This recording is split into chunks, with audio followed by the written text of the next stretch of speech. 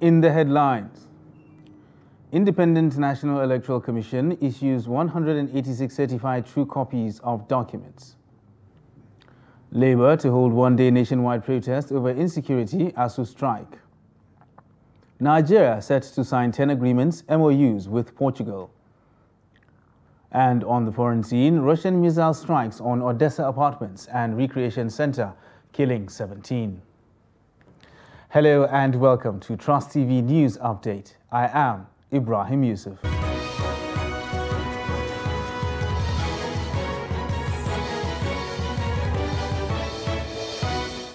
Hello and welcome once again. The Independent National Electoral Commission, INEC, says it has processed 186 requests of certified true copy of documents. The National Commissioner and Chairman, Information and Voter Education Committee, Festus Okoye, disclosed this on Thursday at the end of the Commission's management meeting.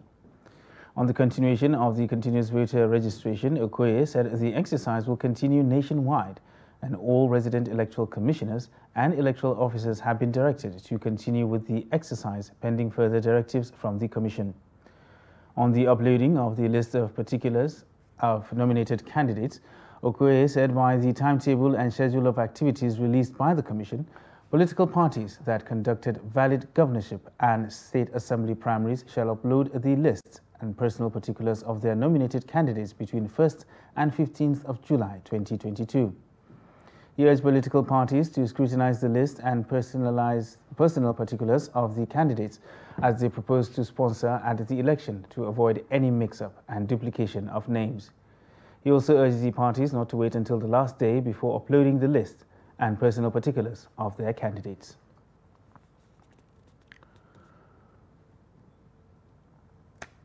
Stakeholders in Osun State have pledged their support for a free, fair and credible governorship election that is devoid of vote buying and electoral violence. This was the thrust of a stakeholders roundtable organized by Center for Transparency, Advocacy and attended by representatives of youth, persons with disabilities, security agencies, media, civil society and officials of the National Orientation Agency. The Director of National Orientation Agency in the state, Oluropo Ibikunle, and the Executive Director of Center for Transparency Advocacy, Faith Nwadishi, and the CTA team expert, Professor Anthony Kola Olusonya, urged participants to spread the message to their groups. Agency. We have been reaching out to the public through a variety of methods. We have the interface, we have town hall meetings, we have motor rallies, we have all sorts of engagements at state level and at the various local government area levels.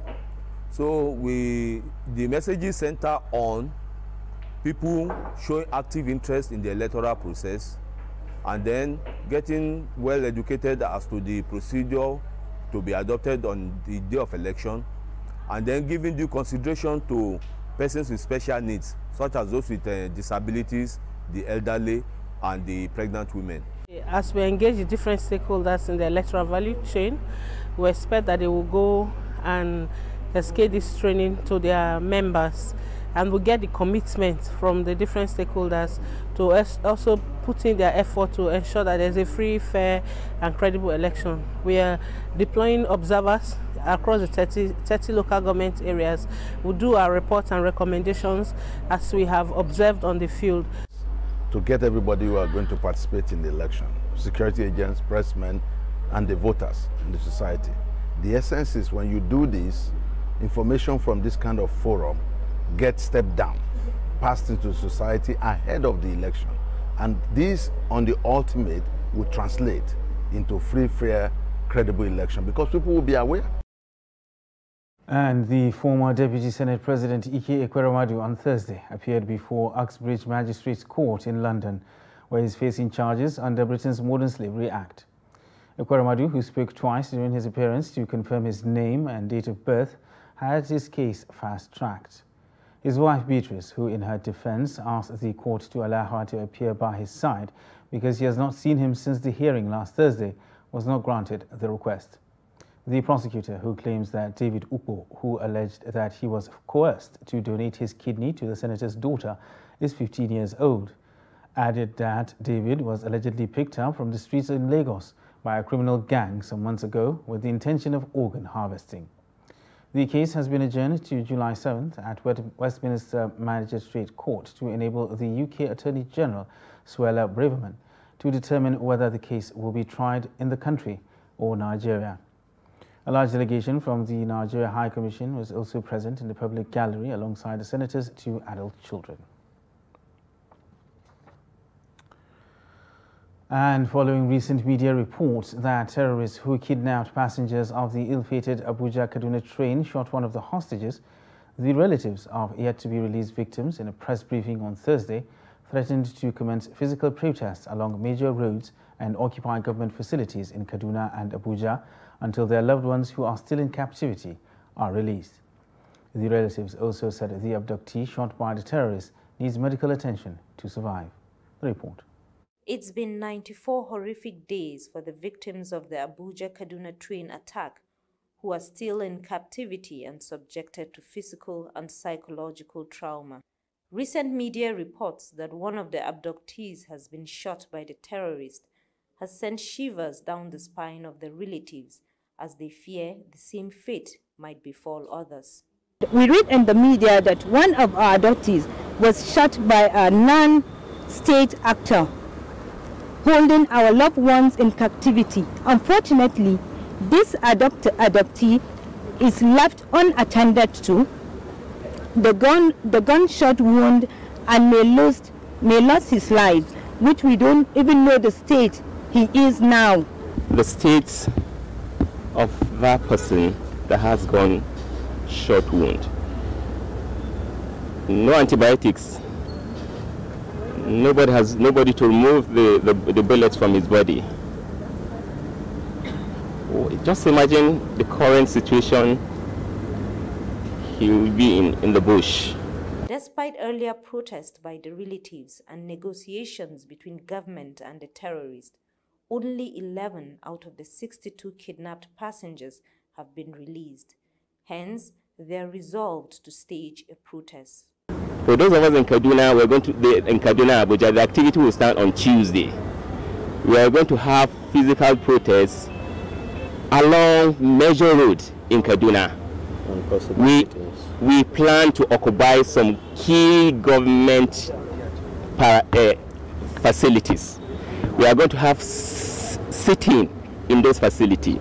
We plan to sit there till our loved ones are out. By Tuesday next week, when the relatives plan to stage their protest, it would have been 100 days since terrorists bombed the Abuja-Kaduna train, killing at least 9 persons and abducting over 60 people.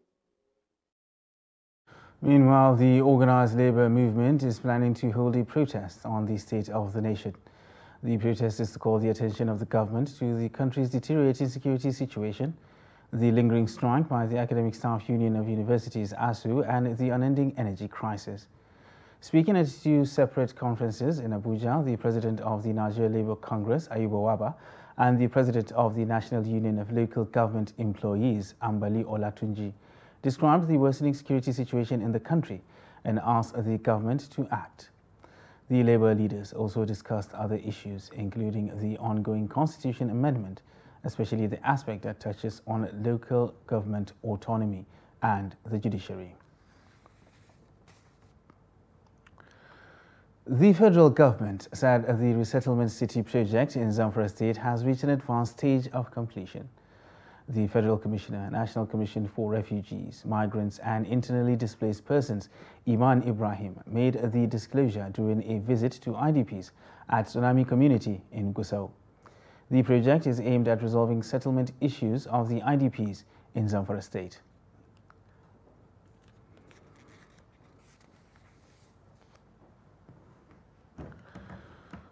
You're watching Trust TV News Update.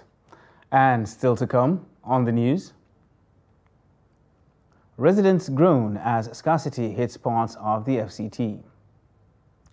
Details of this and more after the break. Do stay with us.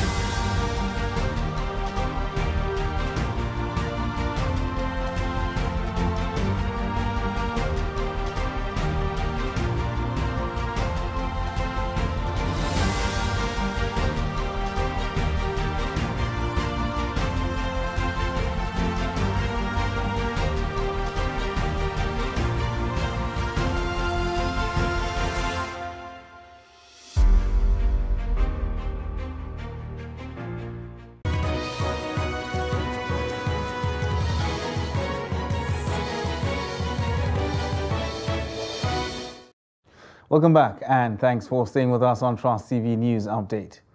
Now another look at our top stories. Independent National Electoral Commission issues 186 certified true copy of documents. And Labour to hold one-day nationwide protest over insecurity, ASUU strike.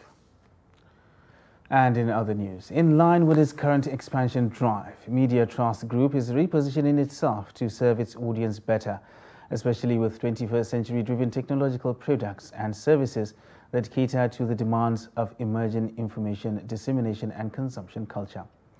Aisha Salihu reports that the owners of Daily Trust, Trust TV, Digital Trust, Armenia and the soon-to-come Trust Radio are rebranding their products and services to project the new dynamics of media operations with a new logo and visual identity. Media Trust Group is a diverse publishing company that has been in existence for over 2 decades with an audience base of millions within Nigeria and the diaspora. It offers qualitative products and services with the use of latest technology through self-motivated staff, working to achieve the company's objective of growing steadily into a world-class integrated communication company. At the heart of this vision is the need to leverage the digital space to bridge the communication gap occasioned by the rise of modern technology. As of today, 24 years down the line, we feel the company has grown not just into bigger print media, but also a group. Because you know we are also into TV, and very soon we are going to go into radio. And we've been having our digital platform, our online version, but we made it better. We've embraced technology, so we feel that this is the way to go. And so we are trying to become a global company. Because we are rebranding to launch ourselves into digital world. It's a one-stop shop now, Media Trust. You have whatever you think of as far as media is concerned. We have the newspaper, we have the television, we have radio, and then we have the digital. And all in one shop, this building, this beautiful building. This goes to tell you how far this company has gone in 24 years. And it's the only media house in Nigeria that achieved this feat within the shortest possible time. The rebranded Media Trust accommodates modern trends that satisfy stakeholders' expectations through an improved product in line with global best practices. You know, Nigeria, we have a high population of youth, and most of these youths have embraced digital online platform.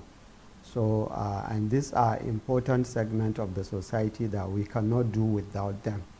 So while we will continue to be competitive, to continue to produce the print, for those that have been used to reading the hard copy, we also felt we should embrace the other segment of the society who have gone digital. Better stories, investigative stories, serious political stories, analysis, and entertainment.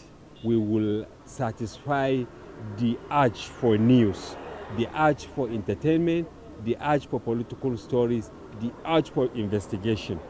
The management is positive that the rebranding is not just about aesthetics or artistic craftsmanship, but a statement of commitment to delivering more for our readers, viewers, and indeed listeners worldwide in the years to come. Aisha Salihu, Trust TV News, Abuja. And now to the story on labour matters, where organised labour movement is planning to hold a protest on the state of the nation. The protest is to call attention of the government to the country's deteriorating security situation, lingering strike by the Academic Staff Union of Universities, ASUU, and the unending energy crisis. Speaking at 2 separate conferences in Abuja, the president of the Nigeria Labour Congress, Ayuba Waba, and the president of the National Union of Local Government Employees, Ambali Olatunji, described the worsening security situation in the country and asked the government to act. The Labour leaders also discussed other issues, including the ongoing constitution amendment, especially the aspect that touches on the autonomy of the local government and the judiciary. Today, as we speak, diesel is selling for more than 800 naira per litre. There is no way this situation can be allowed to continue. So I think there is an urgency in addressing this issue. And therefore, Central Working Committee decided that there will be a one-day national protest to call the attention of government to resolve this issue immediately.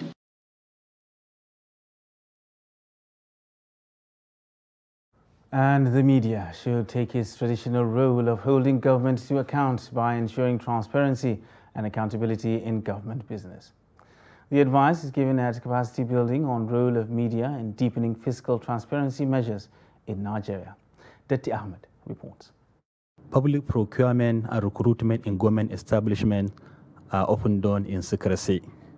At least 483 ministries, departments and agencies failed transparency and integrity tests conducted by the Center for Transparency and Integrity Watch using laws and conventions governing government businesses. Executive Director of the Center, Umar Yakubu, believes that being proactive in combating corrupt tendencies will bring about the needed changes in governance. Subsequently, we're trying to encourage them so that they will do better. And I can assure you, if they do better, the government will be better. So don't see it as a failure. It was the first one. That's why we're having programs like this and engaging the media so that they can deepen the conversation towards ensuring that those MDAs put up all this information or the necessary information that promotes good governance and transparency on their websites. Director General Bureau for Public Service Reforms, Ibrahim Dasuki, said reforms allowing for full disclosure on government spendings will amount to nothing if not utilized by the media. We have these innovations that we have introduced, which have just started, and I would just say is a work in progress. We're making quite a lot of progress. Corruption is being blocked from even happening, and we have few cases, exceptions, but I'm confident by the time we really complete the transition that we are doing, it will be eliminated. All organizations at all the government levels should be able to put in place a website where information can be obtained and the question can now be asked in line with the Fiscal Information Act. And I also believe that as the coordinating body for the local government, once we have a document as to what needs to be done, we'll use our structure to obtain such information. The center intends to subject over 500 government agencies, 36 states of the Federation, as well as 774 local government councils to its transparency and integrity tests this year. Ahmed Datti, Trust TV News, Abuja. And residents in Dutse Sokari community in Buari Area Council of the Federal Capital Territory are groaning from the effects of water scarcity in the community, which they say has made life difficult for them. The residents say that the community, which depends on potable water from the FCT Water Board, has been cut off from access to potable water for over a week. Trust TV's Sagir Ibrahim visited the community and now reports. Water, an indispensable necessity of life.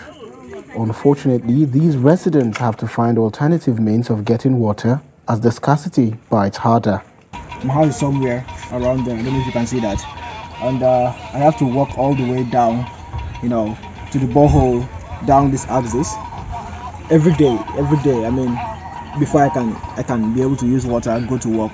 If I don't do this routine every morning, I can't get to work. I can't do almost anything at all. This is Sokale in Dutse Alaje, a community just 15 minutes away from Lower Usuma Dam in Buari Area Council and the city's water source. Residents say they've not had water for more than 7 days and are struggling to find alternative sources as the community depends on the FCT Water Board for potable water. For the past 1 week now, we've been out of water. And even before now, they do come and go. We still like 2 days without water, then maybe 1 day it will come. But this one has been the longest I've experienced. Guys, the 6 of it, 600. And one truck. Okay, 100 naira. 100 naira. A truck of it. chalk is 1,200, 12 rovers. Okay, 1,200, yeah. That is 6,600. They also decried the hike in water price by vendors who have taken advantage of the scarcity. Before it's 30 naira for a jerry can now. But because it's scarcity, that's why it's already naira. When there is 1,000 to go,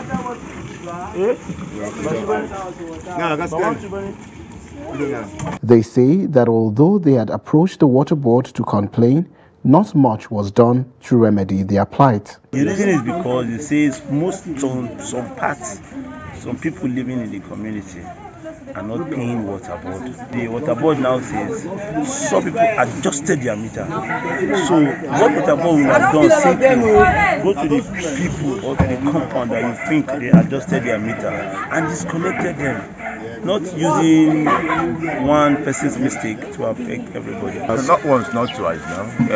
So how do we get this information? It's from the water board. If you go to the office, they say no, they are not in charge of that. This one is other from the above, this and that and that and that.